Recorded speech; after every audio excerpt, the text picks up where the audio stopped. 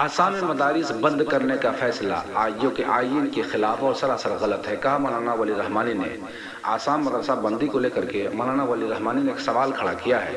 Assam assembly نے ایک تجویز منظور کی ہے کہ جس کے نتیجے میں 1 اپریل سے تمام مدارس بند کر دیے جائیں گے۔ اسمبلی کی یہ تجویز اور مدارس بند کرنے کا فیصلہ غلط ہے۔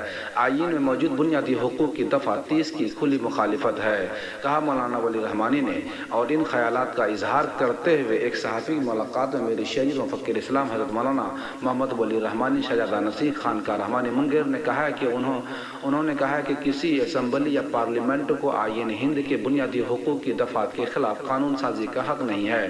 آسام گورنمنٹ نے پہلے اعلان کیا کہ سرکاری امداد پانے والے مدارس کو سرکاری اسکول میں تبدیل کر لیا جائے گا، اور اب اسمبلی میں مبینہ تجویز منظور کی گئی ہے کہ تمام تر مدارس کو اسکول بنا دیا جائے گا۔ مدارس اساتذہ کرام کی نوکریاں باقی رہیں گی اور انہیں سہولتیں دی جائیں گی۔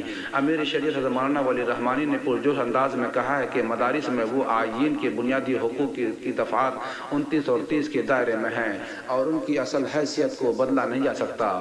جب مدارس حکومت کی امداد لیتے ہیں، نہ صرف حکومت ان پر ہاتھ ڈال سکتی ہے بلکہ سرکاری امداد پانے والے مدارس کو بھی حکومت چھو نہیں سکتی جب تک بھارت کا آئین زندہ ہے، کیونکہ سرکاری امداد پانے والے مدارس کی زمین مکان عام مسلمانوں کے تعاون سے کھڑے ہوتے ہیں۔ اساتذہ اور اسٹاف کی تنخواہیں بھی لمبے عرصے تک مسلمان عوام نے پورے کیے ہیں۔